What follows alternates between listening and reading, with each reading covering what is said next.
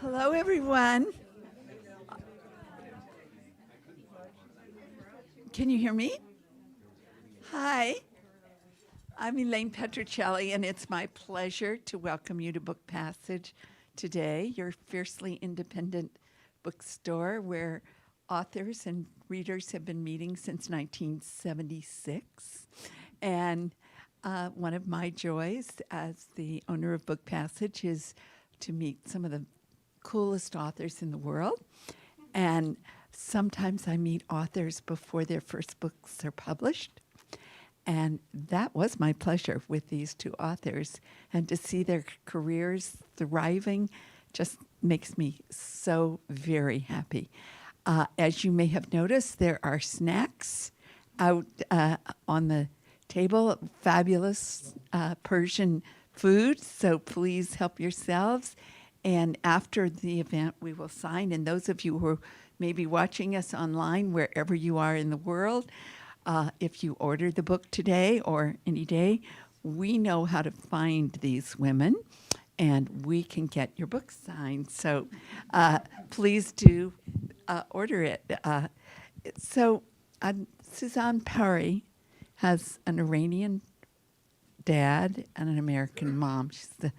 So she is has been steeped in both cultures. She writes about displacement and longing and identity and assimilation and trauma. And she does it all with a radiance that just makes me so enchanted. So I hope that you will find that when you read In the Time of Our History about a mother and a daughter and secrets, and the daughter returning from San Francisco to New Jersey, after when the family has finished 1 year of mourning for her sister. This is a book that you will think about and love and want to share with everyone. And so I'm just thrilled that Susanne is here with us today to do this, and for the magnificence of her writing. And she is going to be interviewed by someone who is one of my magnificent writers whom I had the privilege of meeting in my cafe before her first book was published. And that's Jasmin Darznik, who was born in Tehran, but came here when she was 5 years old. She grew up in my neighborhood, but I didn't know it. And she says she wrote The Good Daughter in our cafe. I used to see her and wonder what she was doing. And was that cool or what? She's also the author of an incredible book called The Song of a Captive Bird, and her newest dazzling book, The Bohemians, about San Francisco when Dorothea Lange in 1918 comes off the ferry, having come from back east to get away from her Eastern family. Jasmin is a professor of English and creative writing at the California College of the Arts. She is a great teacher. She has taught at Book Passage, and I have snuck into the doorway to overhear these classes. Both of these women are so warm and open to bringing others into the world of book writing, and I feel so lucky to call them both my friends. So please welcome Jasmin Darznik interviewing Susanne Pari.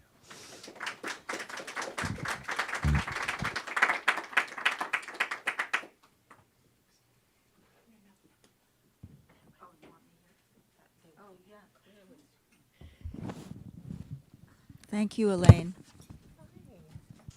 Is this working? Yeah.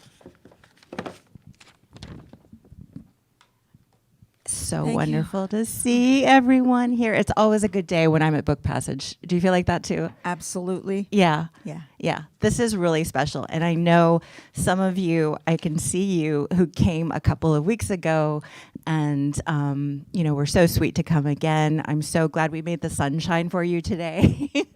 And it's just going to be a delightful conversation, I already know. So I have to tell this story. Years and Dying to years hear this ago. story. Yeah, I know. So this is like, it happens sometimes that writers will know about each other. Susanne and I have friends in common, a lot of friends in common. We've got Elaine in common, but we hadn't met until pretty recently. And this is kind of like our first date, but it's happening on the stage. And so we're going to get to know each other in front of you. I have so much I want to ask Susanne about her writing, her life, what brought her here, her beautiful new book, In the Time of Our History, which I really, really admire and love. Yeah. But before I get to all of that, I wanted to tell you that years ago, and Elaine was saying, it's true, I wrote a lot of my first book in the cafe just across from where we are right now. And before that, though, I got to peel back the years and say I would come here as a teenager and just worship at the, sort of the altar of Isabel Allende and so many Amy Tan, so many fantastic writers. And once, one time, several years back, long before I ever thought I would be a writer, I came to see Susanne Pari. I did. I came to this very store when her first book came out, The Fortune Catcher. That was the launch. Was here. And I was here. Oh my God. And I was here. And I was just, How old were you? I was a child. Oh So it was a while ago. Yes. Yeah. And I really never thought I could be a writer. I was an avid reader, but I did not think I could be a writer. And I am telling you that part of what made it possible for me to become a writer was seeing Susanne and a few others over the years who took up that mantle. It was tremendous for me. So I remember Susanne signing my book. I was so nervous. I was dazzled by her. I probably embarrassed I feel really myself. old. Yeah, no. No. It was a really beautiful thing, and I have a very vivid memory of it. So when I knew that Susanne was going to come here again, I mean, imagine it didn't even take a second for me to say yes and to jump at the opportunity. I didn't want to ask you. I thought, oh, she's too busy. I just had no idea. No. Thank you. I wouldn't have missed it for anything. So this is really special for me. I feel like I truly feel like we could talk for hours. There's a Iranian joke that's probably better in Farsi, but it's these two women who've been in prison together for about 40 years. And I'm telling you it's better in Farsi, but they sit for 40 years in adjacent cells, and they're released on the same day, and they sit on the front steps of the prison. And the warden has to come and shoo them away because they haven't finished their conversation yet. And I'm not likening this to a prison, but I'm just saying there's so much to say. I think between Iranian women, there's so much to say. And I think for so long, I felt pretty alone as a writer. And so to have this chance to talk to you about your book and your journey is really quite extraordinary for me. So let's go to maybe the first thing is, would you tell people what the book's about in a really brief way, but just so anybody who hasn't read it, and it's marvelous and you should, tell us what it's about. It is about a large Iranian American family of immigrants and American-born children, and the clashes that occur between the immigrants and their children as they try to adapt to, or as they rebel against tradition, and also as they try to create some other form of family that will keep them intact to an extent. It's about two sisters, one of whom is, am I good? Okay.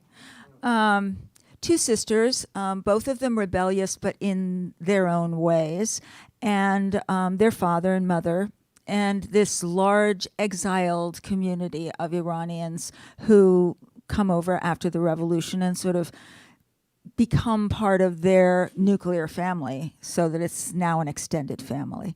And it's about that. I think it's hard to say because there's so much. It's a big family. There are a lot of characters, and there's a lot of secrets and a lot of rebellion going on, as we know Iranian women are capable of doing. At least more people know that now than they used to. So yeah, it's hard to explain. I know. I mean, it really is I'd say it's an epic. It really canvases a long period of time in this family's story. It's their history. It is the story. I think for me, part of what I attach to, and it's not coincidental at all because it's so much about what I write about too, is the relationships between the women. So I think you and I have that in common, whether it's writing about mothers and daughters or sisters. The sister relationship is really important in this book.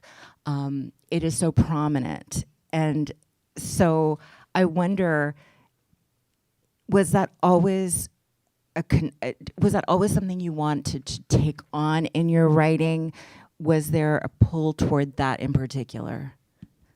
I think for me, the pull has always been strong women characters and how to become a strong woman. So when you're raised in a very patriarchal family, you know, your agency is limited.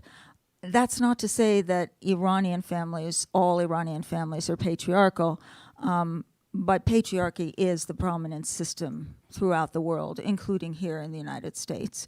And my mother was American, and she fit right into the patriarchal system in our family. So I think what I try to do is I'm constantly trying to escape that and be really strong and rebel, but it's not easy for me because I was raised in this sort of, and genetically, I guess I got some of my mom's, softness. So I write about people who are strong women. And that is what gives me joy and gives me some satisfaction. So I have to jump and ask you a writing question, which is writing a rebellion too? So you write these women characters and you've come from this background, which I'm going to make a leap here, probably you got a lot of advice or caution to keep quiet, to keep things secret. So tell me about writing. So keeping quiet in the Iranian culture is the norm.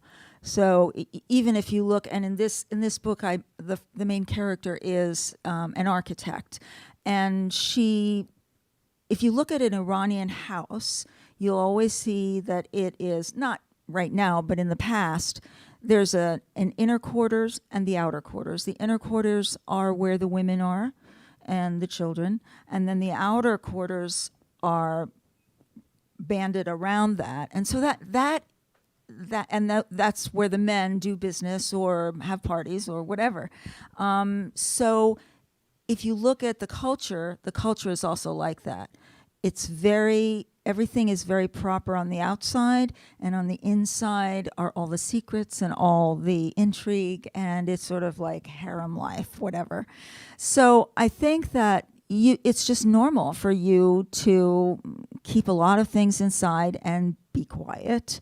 I was never quiet. I grew up here and in Iran, but I was very outspoken and outspoken with the men in my family as well as the women. But the action of writing, the action of not going into a normal job, or actually before the revolution, my father would not let me have a job outside of either the family business or the home. He wanted me to find a husband and get married. So, like the father in this book. So writing was an artistic path and not considered of any consequence. Until the books were published, and then I, some consequence, but be better if I was a CEO of something. Yeah. No kidding. Yeah. Well, I'm really proud of you, Susanne, and I mean, really, from that interaction from years ago, I can't tell you how important it is for other women to see that, and I think we share in your accomplishment. So. It's tremendous. A lot I want to follow up, like, what does your family think of you now? Amy Tan asked me that the other night at the library. Who's mad at you? She said, in your family. Actually, the book really isn't about. It's hard to explain that to a lot of members of my family because they don't read a lot of fiction or write fiction. So they think I'm going to read something and it's going to be about us. There are some realistic, real things in there, like the father's office is decorated in the same way that my father's office was decorated in the 70s. Some people may see experiences or jokes or situations that are familiar to them. But since I write from the point of view of, character drives plot for me, so the characters are the first thing that I work on. And they determine what is going to happen in the story. And as I work on them and they become more, have more details, then they are farther away from reality. So no one in the book, except for one character, is based on a real person. The one who's based on a real person is Olga, who's the older woman in Iran who was sort of their nanny governess here in the States. And she is based on my nanny and what have you. Yeah. Interesting. So Suzanne's book is written in the third person, but one of the things it's so hard to pull off as a writer is to treat every character with a certain grace and amplitude, is what I might say, with a real generosity. So there are characters who I didn't like so much, but I felt like you really gave them space in the book. I think the father is one of those characters, and so you started, though, with Mitra, and I assume that she'd be closer to you, to your personal story, but she wasn't. Tell us about Mitra and how she came to be. So Mitra is who I would love to be. But she has her flaws. She's a pain in the ass in many ways. She does think she knows what's best for everyone. She gets involved in a lot of people's personal issues because she thinks she can fix things for them. So that is a part of her that I don't really like. But at the same time, she has a good heart. She really does care about people. And she's tortured in a lot of ways. But her rebellion and her ability to make it, even though she really starts with nothing at some point, is something I wish I had the strength to do. I don't think I ever would have been able to do that. So I liked writing about her. I think that the sisters are each somehow a combination of me. We are in every character that we create, obviously. But there are things about Anahita, the younger sister, who, when the book opens, she has actually died in a car accident with her 2 children. And she is the softer one, but I wouldn't say she's less rebellious. She's just quiet about it. And she does it in her own way. And Mitra doesn't learn that until much later, and it's very eye-opening for her. So I would say that I am in both of them. So, yeah. Do you want to read a little bit for us, just so we get a taste? Okay. Gosh. So maybe Do you want to go into the No. So I'll just read from first few paragraphs of chapter 1, and this is Mitra, who is arriving. It's 1998. The book takes place at the end of 98, 99, and she has come to the East Coast. She came to the East Coast for the first anniversary of her sister's death. It was the Shia way to mark the death day, first at 7 days, then at 40, and finally at 1 year. Not that Mitra was a believer. She came because she felt sorry for her mother, still crestfallen and clutching tightly to the traditions she'd been trying to instill in her 2 daughters since they were born at Bergen County Hospital. Mitra had fought hardest against those rituals: Persian New Year parties, Zoroastrian festivals, Ramadan fasting. But now Mitra was her mother's only child. Dawn at Kennedy Airport. Round-edged melamine furniture, miles of burgundy carpet, burnt coffee smell. The air of a banquet hall the morning after a raucous party. A janitor harpooned candy wrappers and dirty napkins from the floor. Mitra heard the drone of a vacuum cleaner as she ordered an espresso from a cafe cart, then took a seat at the end of a bank of bucket chairs facing the windows. She was in no hurry to escape the boundaries of transit. On the tarmac sat a gaggle of airplanes, tinged pink in the daybreak. From a distance, say from the point of view of the logy barista who had served her espresso, Mitra looked unapproachable. This was not only because the barista was a young 20-something and Mitra just over the cusp of 40. Despite her jeans, plain white shirt, and tight-fitting leather jacket, Mitra exuded the self-assuredness of a power-suited executive. And there was strength in her face, the olive skin, chocolate eyes, large arched eyebrows, and especially the angular nose. Not exactly hooked, not exactly humped, but definitely a feature that would have inclined most girls to opt for a slight surgical correction. Mitra scalded her tongue on the coffee and her eyes watered. One of the airplanes trembled at the strain of its full-on engines, and she remembered tramping across the tarmac all those years ago in the shadow of her parents, little Anahita clasping her ears and squinting against the noise of the rush of air, while Mitra jumped and giggled in the thrilling vortex of mechanical energy. Mitra belched softly, rubbed 2 fingers over the heartburn behind her sternum. Espresso and anxiety, well behaved on their own, rambunctious as urchins together. She dropped her coffee into a trash can. Transit was just another word for limbo, and there was no such place, except maybe death. So beautiful. It's beautifully written and really very intricately plotted too. I really admired the structure of the book from a writer's point of view, also a reader. One of the things that comes up in that passage that you wrote is this really tricky balance between writing about here, America, and writing about Iran there long ago. And how do you achieve, I don't want to say a balance, but what the kind of the very delicate back and forth between those places and those times is really striking in the book. And it seems to me really hard to achieve is how do you know how much of Iran and back there and back then to put into a book that's about here and now? So I'll be honest and say that was so hard. And I have written pages and pages of Iran in 1998, and I have not been back to Iran since 1978. And it was so hard for me to do that because I truly believe that, you know, unlike a lot of immigrants who they leave their country, they come here, and their country remains in that moment that they left it. It's really what they remember or what they think of as the old country is the old country that is only in their memory.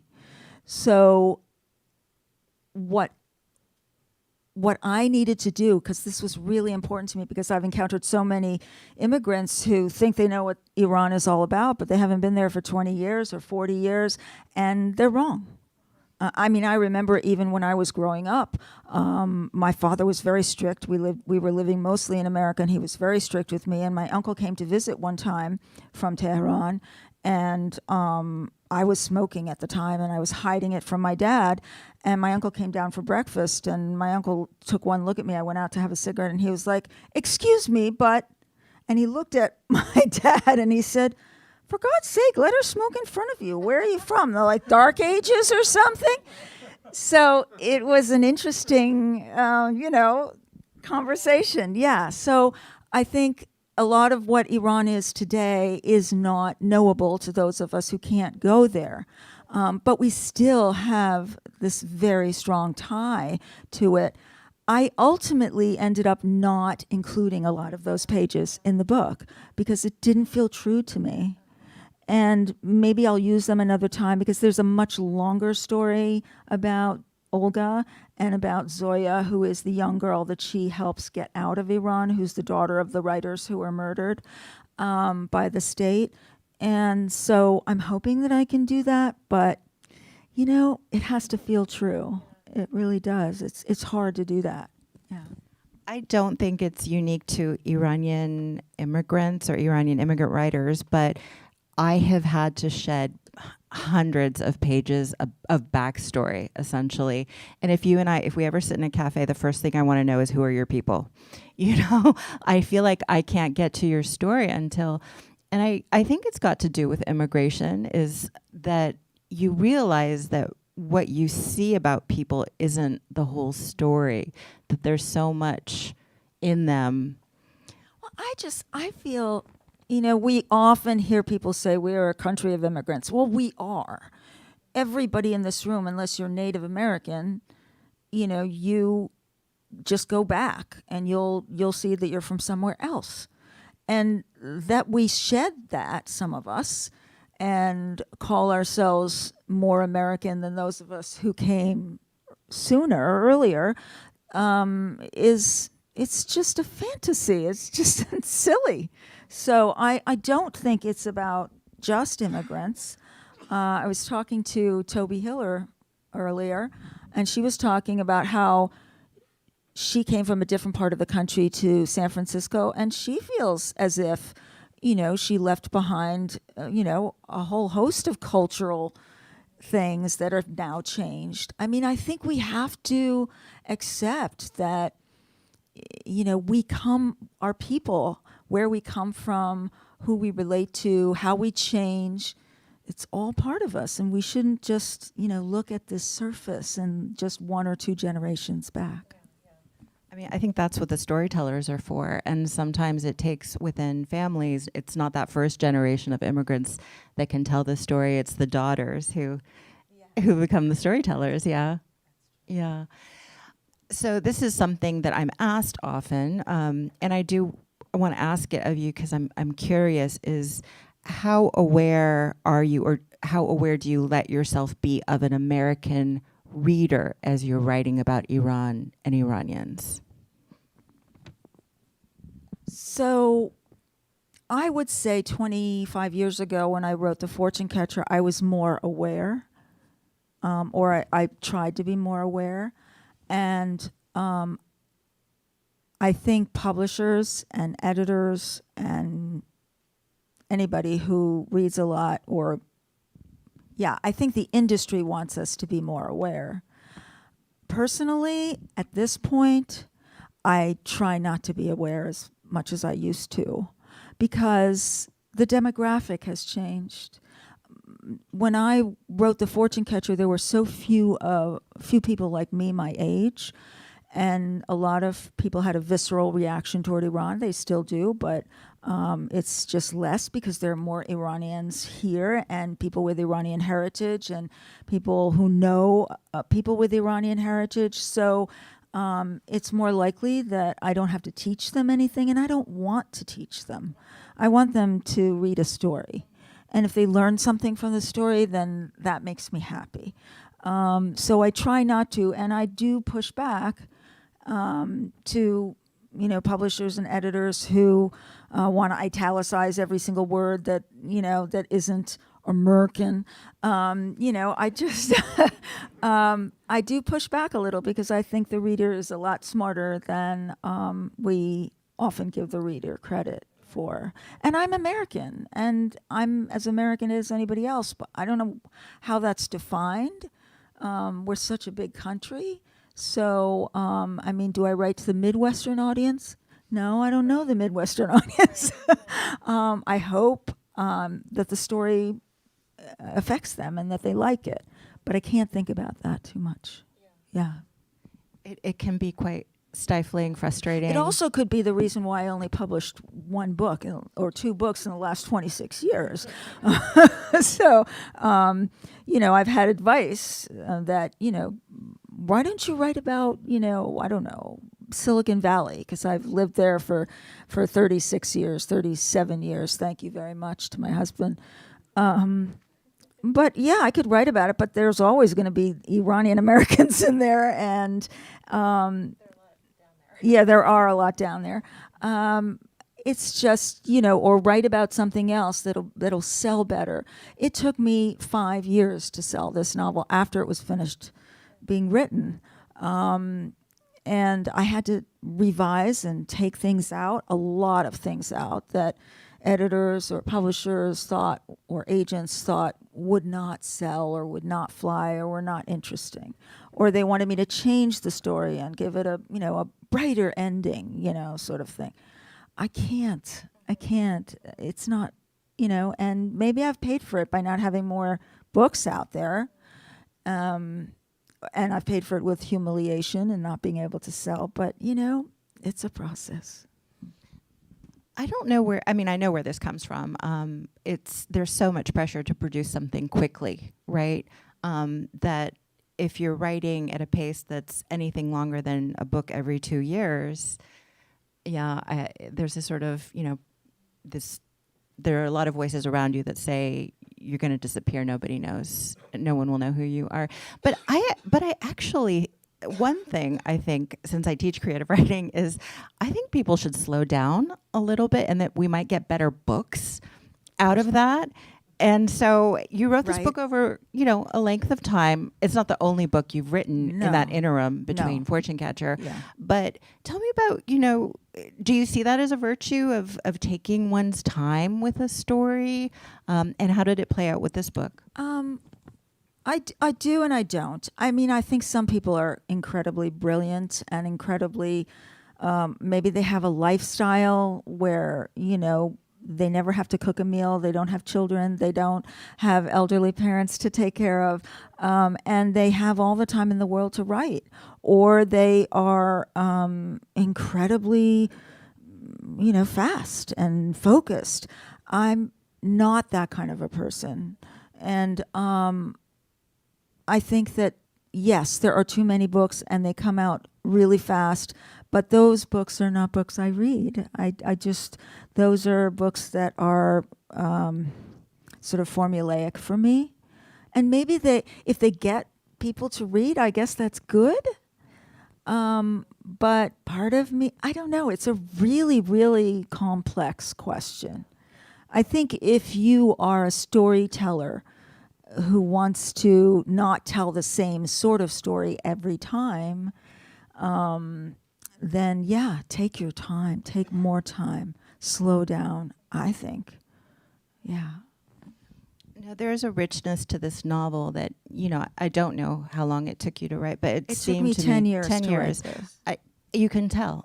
In the best way. That really in the best way is there was a real richness to it and an intricacy to the plot that I think only really can come with many, many days of sitting with a book. Maybe I'll ask a couple more questions and then I'll let all of you get a chance to ask Susanne a question. Let's see. I guess I want to creep back a little bit and I want to ask you I have a friend, another Iranian American writer, who she contends that if she wanted to write a book, let's say about Silicon Valley without any Iranians in it, that she would never get a contract for it. She'd never be able to sell it. Do you think that's true? Do you think, and you've been in the world of writing as long, for the last couple decades, has that changed? Is it getting different? Do you feel that we have more freedom, I guess, as Iranian immigrant writers or just immigrant writers more broadly, to tell stories that might not be about our backgrounds and our history?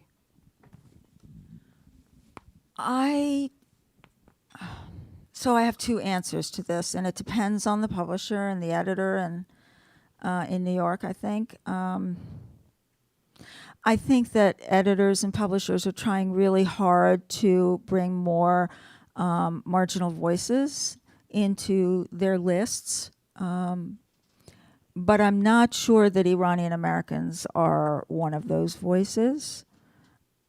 I think that what they do is they count how many Iranian American authors have books that they want them to buy, and then they limit themselves. It's like a quota system.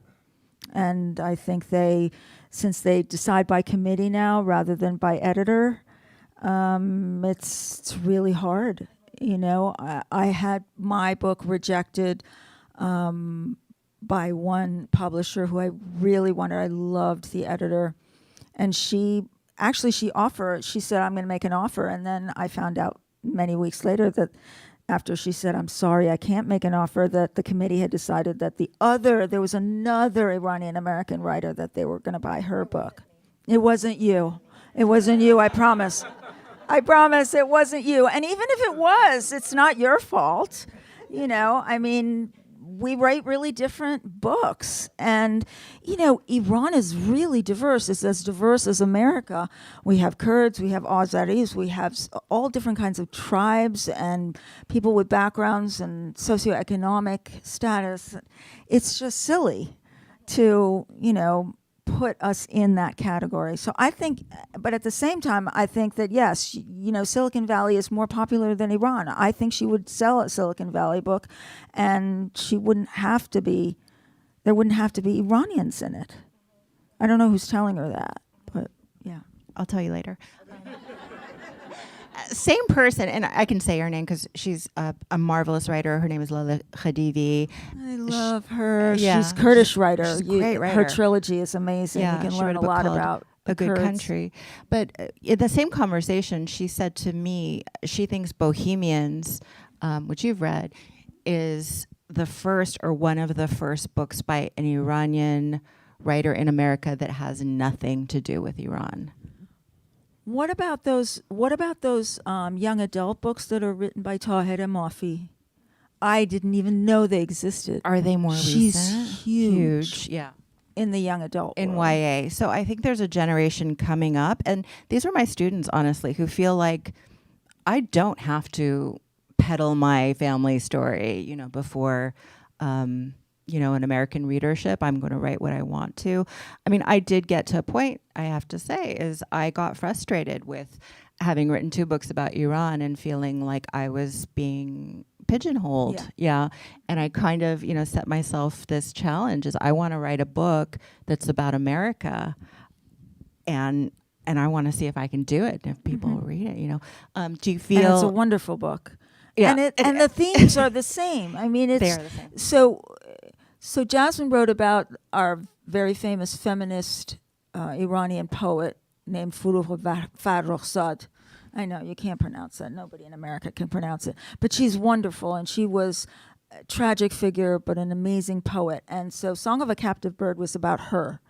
And then The Bohemians is about Dorothea Lange. You wrote about the same thing, the theme that's important to you, and that is women going out on their own, being rebellious, and surviving. So I don't know why it has to be an Iranian woman. Just resist that. I mean, for now, I'm writing I'm writing a 4th book now, and it's set in America too, and I feel freer, honestly. That's great. I don't feel like, it's hard still, but I don't feel, and this doesn't have to do with readership, but just the emotional, and I'll bring it back to you and your book, is when you're writing about not your family directly, right. but there is so much such an emotional charge in that act, yeah. And I felt with my memoir and Song of a Captive Bird is every day felt heavy and difficult, and I guess that's part of why I write about America now, is I can write about the same things, but I don't feel like I've got to pull it out of myself. Yeah. I also think, so there's an age difference between, you left Iran when you were 5. The last time I saw Iran, I was 21. Wow. So it's the culture is very ingrained in me. And you came here, you didn't have necessarily family here. It was just you and your parents, right? I gotta say, when you told that story about your uncle, I think I'm more Iranian than I would have been if I had grown up in Iran. It's very possible. I just think Because you glom onto something that you can't have. I mean, I tried desperately to be either American, one or the other. As I was growing, I was talking about this at the Persian Center yesterday. I just did not want to be this half and half person. When I was in America, I was the Iranian girl. When I was in Iran, I was the American girl. It was sort of, I just wanted to fit in. And it was after the revolution, and I couldn't go back. And then the hostage crisis. So who wanted to be Iranian girl? But I glommed onto it. And it became really, really important to me. I don't think I could not write about Iranians and Iranian families. I have a huge Iranian family here that have been exiled. So I think it's a little different for me. But those of you and Lale, you guys should write about America. Write about whatever is in your life, Okay, last question for me, which is, how is it an American novel in the time of our history? So we've talked a lot about how it's Iranian. What do you have to say about America, and how is this an American novel? So I think you'll find that if you read this book, a lot of it is about how to be an American, in my opinion, or in the way I look at things. I feel very strongly that we've lost our way. Not all of us, but a lot of us. I mean, we're going through big changes right now in demographics, and we have the internet, so we're able to witness to an extent what's going on globally. But I think it's really important that we redefine for ourselves what it means to be American. And I also think it's important that Americans, in realizing that, realize that we are dealing with the same sort of thing here that Iranians and other cultures are dealing with. For example, this whole issue of the Iran protests and the protests against wearing the hijab, what I call the feminist uprising. From my perspective, what happened in June with the Supreme Court it feels exactly the same as the order to wear a hijab. Yes, it's not as extreme, but it is. It's about losing choice over your own body, over your own intentions, and we need to stop thinking of ourselves as, exceptional, and that we can weather this, just keep living day to day, blah, blah, blah. I've told people the Trump years, we had 4 years of Donald Trump. I want you to imagine from an Iranian perspective, if we had 44 years of Donald Trump, because that is exactly what Iran is going through right now. We have an entire younger generation who is willing to die for their freedom. I don't think we should get that far. So I think it's really important that we're constantly rearranging, re-identifying, redefining our Americanness. Yeah.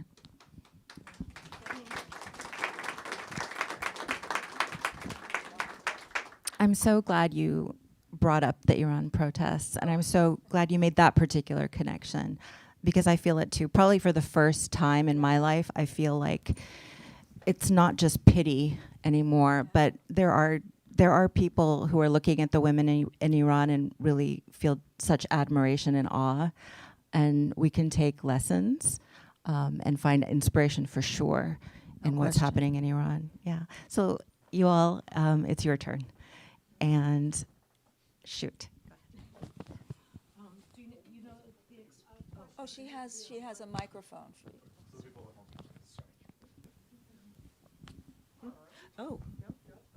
Oh, you'll hold it for me. Okay. Do you know the expression third culture kids, and do you consider yourself third culture adults, kids, adults, either way? I do. I do know the expression third culture kids, and I think it's hard. Not enough people know that expression. It just means that you've grown up in more than one country or more than one culture, and so you're considered a third culture kid. And there have been books written about people like us and you don't have to be half and half like me. You can be like Barbara, where you grew up and where you spent a lot of time overseas or whatnot. So I find that there's another expression, another word that is more that works better for me, and that is polyculturalism. So multiculturalism is when the cultures remain static and we sort of code switch between them, which is what so many of us are good at doing. And even in America, if different cultures that are American, we code switch through. Polyculturalism is when you pick and choose from the cultures you've been raised in, and you create something that fits your life and the traditions that work for you. And my intention with this novel, when I started out, I wanted to create a family that was polycultural in the end. And because I always know where I want to go with my novels, I just have a hard time getting there. So that for me is what's important, is that word polyculturalism. And I wish more of us would go towards that rather than trying to categorize ourselves and fit into certain categories.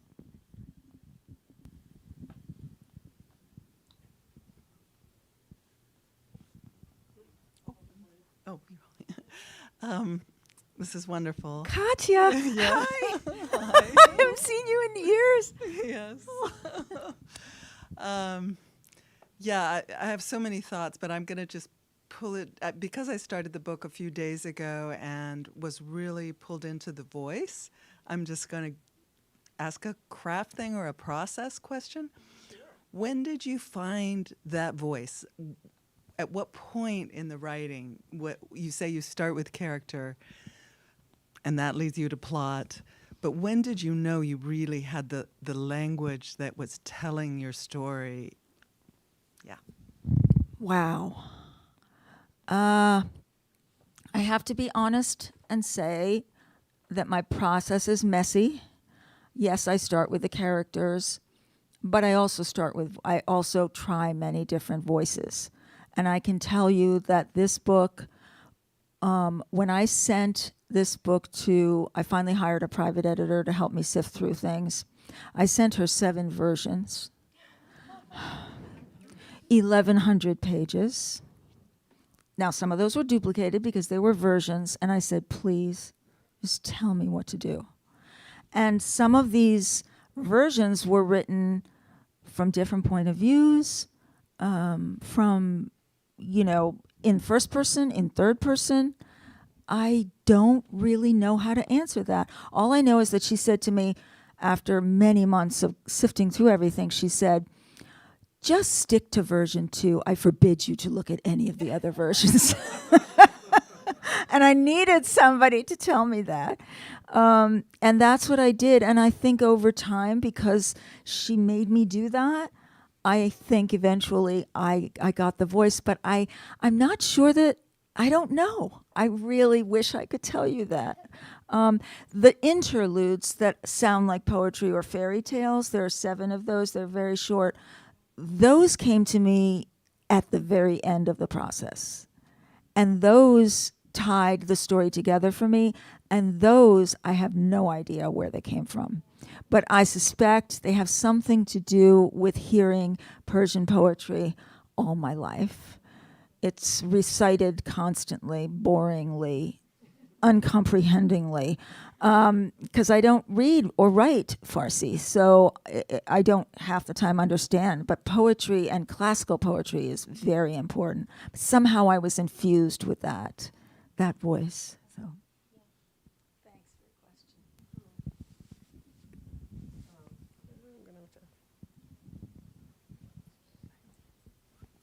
Hi, Suzanne. That was terrific, and thank you both for the conversation. I really enjoyed it. So I have a process. I have a process question too. when you're working on a novel, which obviously you've been doing for some time, what is your process? I sometimes when I'm working on a long work, I spend a lot of time revising what I just wrote, the last day or whenever, and then that helps me to go on. I'm not saying that's the way to do it. I'm just wondering how you do it. And I'm kind of a mess too, so I'm interested in your mess. Thank you. So I have changed a lot of the way I work over the years, just learning what works and what doesn't. First of all, I have a group of writers, of 5 other writers, who I write with every day. I don't give them my work. They don't give me theirs. We sometimes read a paragraph or 2, but we have a session every day of the week. And during the pandemic, it was 7 days a week. And this really, really helps. You go on writing retreats sometimes, and you do silent writing. It's all silent, and it's on mute. And if we're in the same room, we're silent for 90 minutes, and then we break. It forces you to get into the chair and stay there. But I used to write and then go back, and then write and then go back. No, it just would never finish. I try my best to write in longhand, in the first draft, try to get to the end. And there are a lot of holes, a lot. And the first draft is only the first of many, many, many. So I would say that, one thing I learned to do also in the last couple of years is when I go to bed at night, I set an intention for free writing in the morning. So if I want to work on a specific scene, I write that down in a notebook by my bedside. I wake up in the morning. The first thing I do is pick up the pen and write for 10 minutes to that scene or to that character. And it's almost, sometimes it's like a meditation, sometimes it makes no sense, but usually there is something there that you can't get once your day starts and all these other things start happening in your life.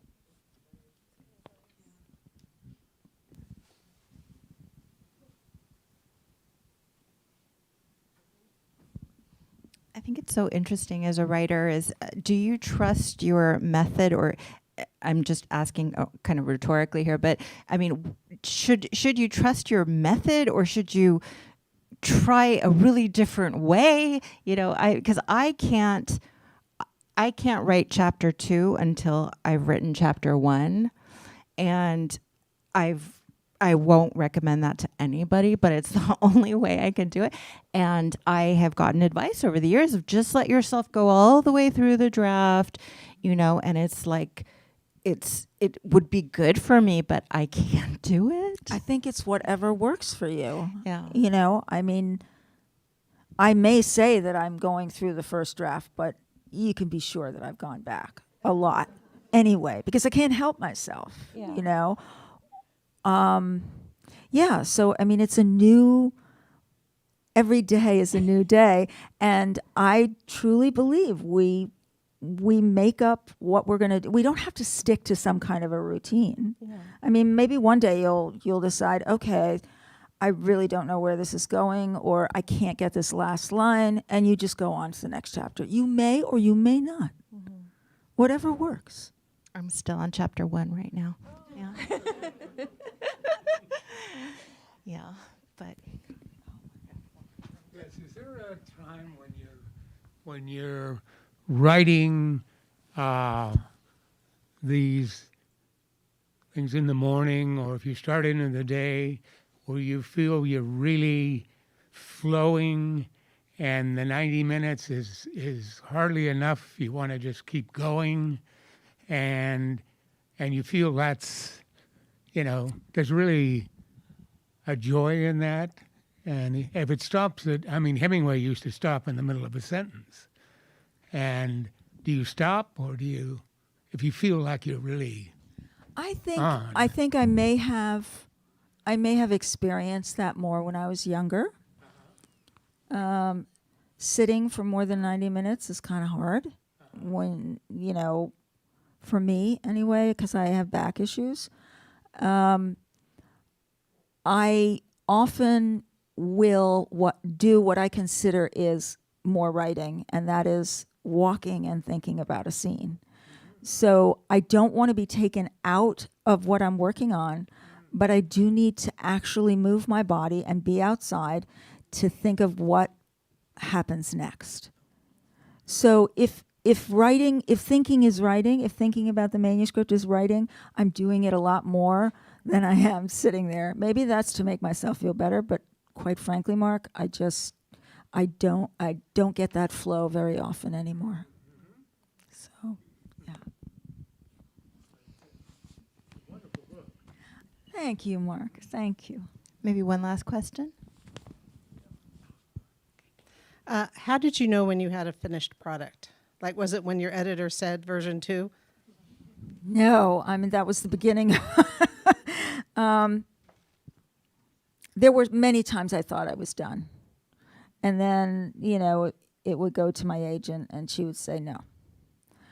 Or it would go to, at that point I was working just with my agent. When my agent said it was done, and then she sold it, and then my editor had a hold of it and he wanted a few changes, but they were very, very small. I'm very lucky that's. I mean, it used to be that you could get an editor and the editor would work with you for your whole writing life, but that doesn't happen anymore because there just aren't enough editors at houses in publishing. So it's the agent who helps you do that. So you're lucky if you have an agent who knows how to edit and isn't telling you to do stuff that, you don't necessarily want to. So, yeah, so I knew it was, and even now I can look back, it's never finished. I can look back and I see mistakes and whatever. Susanne, that was it's such Thank a you, delight. Jasmin. I think it was a good first my date. Pleasure. Yeah. Thank you all. Thank you all for coming out. I really appreciate it. It's so great to see some faces I haven't seen in years. Thank you. Oh, and thank you, Elaine, for supporting writers like us all the time. Best bookseller in the country. Oh, that's so sweet. Thank you for hugging you both. No. Thank all of you who are online. I don't know if they're still here. And I hope that you're all going to enjoy diving into these books by these two amazing authors. Don't miss In the Time of Our History or The Bohemians, because my book club has read them both, and we've decided that there was so much to argue about. It was fabulous. So definitely. If you're here, and we'd love for you to have your book signed, if you'll go to the counter and buy it first, we'll be very appreciative. And if you give us just a couple minutes, we're going to set things up. But I just want to say on behalf of the store and myself, this is so inspiring for me to see two of my very favorite authors together on stage. And I have had some people meet here who got married. I've had some people meet here who found jobs. But I feel that here we have a lifelong friendship, and I am no so question. happy about that.